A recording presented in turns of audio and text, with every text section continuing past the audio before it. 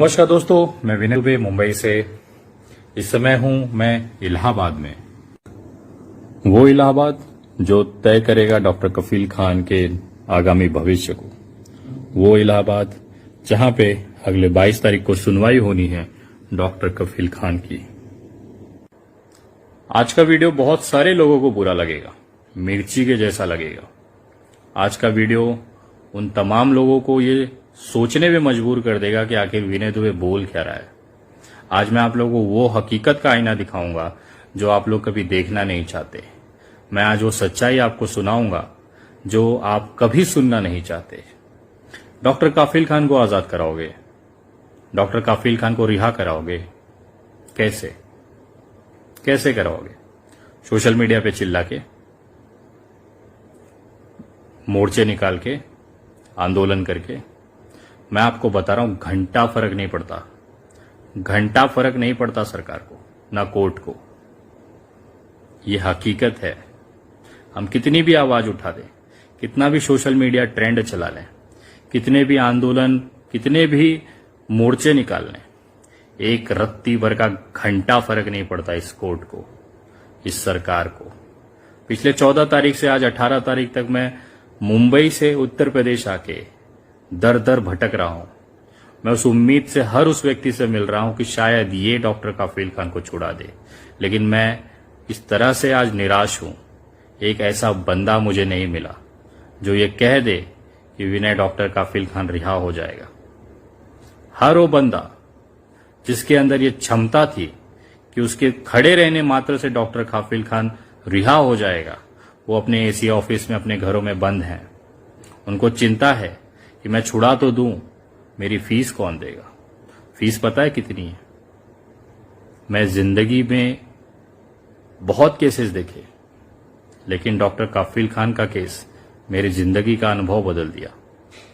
मैं जितनी आराम से इस केस को समझता था, बहुत भयंकर है। मैं आप लोगों को निराश नहीं कर रहा हूं, मैं वास्तविकता बता रहा हूं। मैं भी मीठी मीठी बातें कर सकता हूं, मैं भी आपको लालच या आपको लॉलीपॉप दे सकता हूं कि हाँ बस छूट जाएंगे, बस आ ही रहे हैं। आज जितने भी वो व्यक्ति हैं जो सक्षम हैं, कोई आगे नहीं आ रहा है। केवल एक जगह मामला आके रुक जाता है, पैसा, फीस।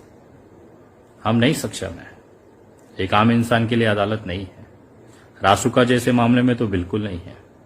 मैं उन तमाम क्रांतिकारी भाइयों से बोलना चाहता हूं, कुछ भी हो, कोई भी मामला चले, रासुका ना होने पाए। मैं आपको बता रहा हूं। और खास तौर पे रासुका ऐसी काला कानून है, इतने करीब से मैं उसे समझा, इतना भयंकर। एक नेता अगर गुस्सा हो जाए, अगर उसका ईगो हर्ट हो जाए, वो आपकी पूरी जिंदगी खराब कर देगा। वो आपके परिवार को खून के आंसू रुला देगा और आप घंटा कुछ नहीं कर सकते। कानून उनका, प्रशासन उनका, सरकार उनकी। कौन जज, कौन कमिश्नर, कौन एसपी सरकार के विरोध में जाए? आज आपको पता है डॉक्टर काफिल खान के खिलाफ जो एडवोकेट केस लड़ रहा है वो कौन है? गोयल सर। गोयल सर इस इलाहाबाद के सबसे ताकतवर एडवोकेट हैं, जो अटॉर्नी जनरल है उत्तर प्रदेश सरकार के। वो शख्स अपनी पूरी टीम के साथ डॉक्टर काफिल खान की रिहाई को ना हो, इसके लिए पूरी ताकत लगा देता है। और डॉक्टर काफिल खान की तरफ से कौन आता है? मैं ये नहीं कह रहा हूं कि उनका परिवार कोशिश नहीं कर रहा है, लेकिन वो कोशिश पर्याप्त नहीं है। मैं हमेशा कहता हूं कि पैसा, ताकत और पावर कुछ भी बदल सकता है, कुछ भी करवा सकता है। इसी के लिए सलमान खान ने जो हिरन, काला हिरन की जो हत्या हुई थी, उसमें हिरन को सलमान खान ने नहीं मारा था, वो हिरन ने खुद सुसाइड कर लिया था। मैं आपको उदाहरण दे सकता हूं, ऐसे सैकड़ों उदाहरण इस देश में पड़े। असलियत सभी जानते हैं, लेकिन जब मामला कोर्ट में होता है तो कोर्ट केवल सबूत, आर्ग्यूमेंट पे चलता है, रिपोर्ट्स पे चलता है। वहां हम कितने भी आंदोलन कर लें, कितने भी सोशल मीडिया ट्रेंड कर लें, कितने भी मोर्चे आंदोलन निकाल लें, उसकी कोई औकात नहीं है। मैं तकलीफ होता है मुझे कि मेरी चीजें आप लोग नहीं समझ पा रहे, यहां तक कि उनका परिवार तक नहीं समझ पाया। मैंने सोशल मीडिया के माध्यम से घोषणा किया कि मैं 1 करोड़ रुपए का इनाम दूंगा। मेरी हैसियत नहीं थी। मैंने कहा था कि मैं लोगों से मांग के रास्ते पे खड़े हो के 1-1 रुपया जमा करके मैं इस एडवोकेट्स को या जो भी व्यक्ति डॉक्टर कफील खान को छुड़ाएगा उसे 1 करोड़ की राशि दूंगा। उसके बाद बहुत सारे लोग आगे आ जाते हैं अचानक से, बहुत सारी एक्टिविटी बढ़ जाती है, बहुत सारे एडवोकेट्स अपना सोशल मीडिया पोस्ट करते हैं कि मैं केस लड़ना चाहता हूं, आप 1 करोड़ मत दीजिए, 20 लाख दे दीजिए। मैं 20 नहीं 25 लाख देने को तैयार हूं। आप गारंटी लो कि मैं छुड़ा लूंगा 1, 2, 3 हियरिंग में। मैं 20 नहीं 25 नहीं 50 लाख जमा करके दूंगा, गारंटी लो। जब मैं ये बात करता हूं सामने, सब गायब, कुछ नहीं समझ में आता किसी। बोलते हैं हम कोशिश ही करना है तो 500 एडवोकेट खड़े हैं। मैं 25 लाख या 5-5 हजार देके हर हियरिंग करा, वो भी तो कोशिश ही करेगा। आपकी कोशिश उसकी कोशिश में क्या फर्क है? आपके अगर इतना दम नहीं है जो खुल के बोल सके कि मैं गारंटी देता हूं 22 तारीख को छूट जाएगा, 25 लाख रुपया टेबल पे रखो, विनय दुबे 25 लाख रुपया टेबल पे रख देगा। गारंटी देने के लिए कोई नहीं है आज। मैं सारे लोगों की बातें सुनता हूं, सारे जजों के अनुभव की बातें सुनता हूं, सारे सीनियर एडवोकेट्स की बात सुनता हूं। सब सुनने के बाद मैं सिर्फ एक ही चीज पूछता हूं, सर 22 तारीख को डॉक्टर कफील खान छूट जाएंगे, गारंटी दे दीजिए, मैं भी पैसा रख देता हूं। वो कहते हैं हम कोशिश करेंगे। कोई गारंटी नहीं ले सकता। इस दुनिया की, इस धरती पे, इस भारत के संविधान में यही तो खूबसूरती है। सब अनिश्चित है, होगा नहीं होगा नहीं पता, कीमत आप चाहे कितनी खर्ची कर लो। और डॉक्टर कफील का केस में सबसे बड़ी जो दुर्भाग्य है कि सही एडवोकेट, सही गाइडलाइन, सही लीगल रेमेडीज इनके लिए नहीं हो पा रही है। लेकिन मैं हारने वाला नहीं हूं। मैंने कुछ ऐसी व्यवस्थाएं की हैं, मुझे पता है जब सीधे हाथ से काम ना हो तो गलत रास्ता ही सही होता है। तो अब मैं वो हर रास्ता इस्तेमाल कर रहा हूं जहां से डॉक्टर कफील खान रिहा हो जाए। मुझे देखना है इस कानून के अंदर हमारे जैसे लोगों की क्या भूमिका होती है, इस अदालतों में हम जैसे लोग कितने सक्सेस हो पाते हैं, मैं देखना चाहता हूं। और ये केस एक प्रयोग हो गया है इस पूरे भारत के लिए। प्रयोग आपके लिए हो गया है कि आप रस्तों पे चिल्ला रहे हैं, मोर्चे निकाल रहे हैं, सोशल मीडिया पे बातें लिख रहे हैं, आपके मन के अंदर गुस्सा है। ये प्रयोग हो गया है सरकार के लिए। वो देखना चाहती है कि एक आम इंसान कितना चिल्ला सकता है, कितना भौंक सकता है, कितना आंदोलन कर सकता है। ये प्रयोग हो गया है उन एडवोकेटों के लिए कि वो क्या पैतरे इस्तेमाल करें कि डॉक्टर कफील खान को रिहा होने के लिए कोशिश करें। ये प्रयोग हो गया है उस न्यायपालिका के लिए जहां पे भारत का इंसान न्याय की उम्मीद से जाता है। मैं आपको कहना चाहता हूं, डॉक्टर कफील खान अपराधी है, वो एक बेगुनाह इंसान है। अरे वो डॉक्टर है, उसका क्राइम से कहीं दूर दूर तक का लेना नहीं।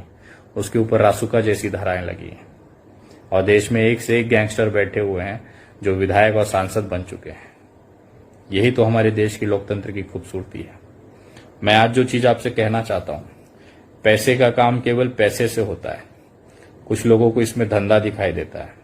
मुझे एक रिटायर्ड जज ने कहा, बहुत खूबसूरत बात कही, मैं मानता हूं कि उन्होंने बहुत वास्तविकता मुझे समझाई।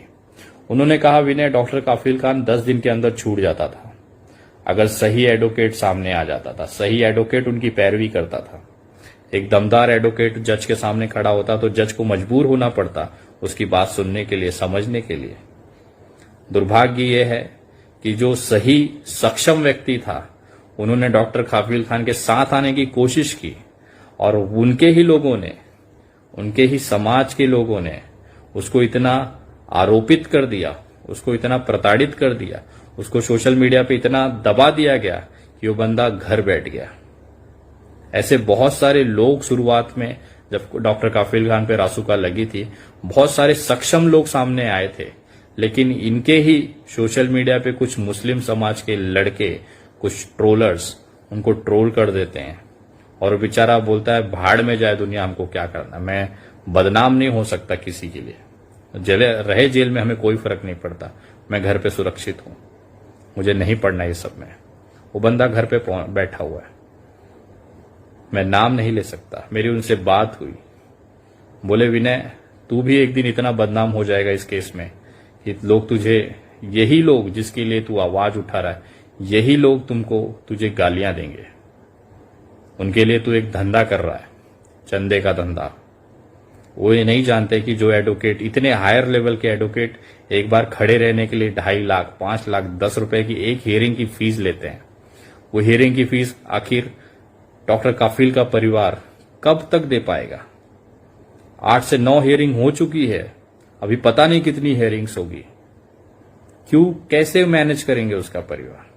और तू आगे आया तो तेरे लिए भी वो बोले मैं सब देख रहा था तेरी चीजें, मुझे समझ में नहीं आया तो इतनी हिम्मत लाता कहां से?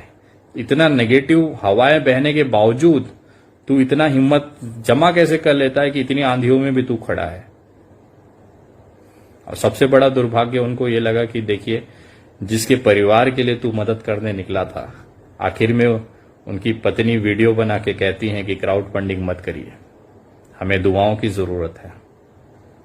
उनको बहुत अटपटा लगा कि विनय आखिर तू किसके लिए कर रहा है, और उसके बावजूद भी तू मुंह उठा के इलाहाबाद चला आया।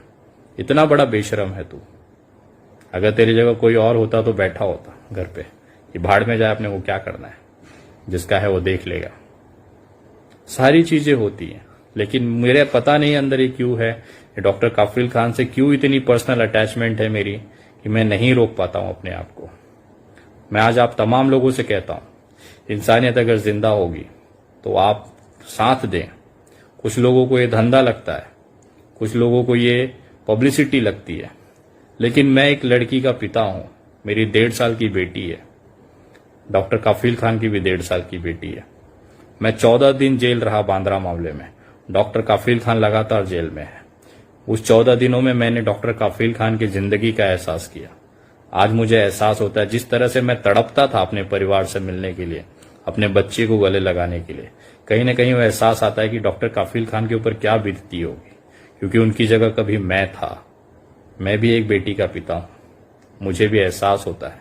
और जेल की बातें, यातनाएं, मानसिक प्रताड़ना वो लोग नहीं समझ सकते जिन्होंने कभी ये परिस्थिति देखी ही नहीं हो। आज सोशल मीडिया पे बड़ी बड़ी बातें लिख सकते हो कि जेल से रिहा करा देंगे, ये करा देंगे, लेकिन एक एक दिन, एक एक घंटा जेल का इतना भयंकर होता है, वो आप महसूस नहीं कर सकते। वही सारे कारण है कि विनय दुबे आज इलाहाबाद बैठा हुआ है। मुझे कहीं ना कहीं लगता है ये केस कहीं ना कहीं अपनापन सा लगता है। मैं आप तमाम लोगों से कहना चाहता हूं, अगर इंसानियत बची है तो भले मेरा डॉक्टर काफिल का परिवार मुझे कुछ भी कहे, ये ट्रोलर्स मुझे कुछ भी कहें, लेकिन अब पैसे की वजह से इस केस को मैं ज्यादा दिन तक नहीं खींचने दूंगा।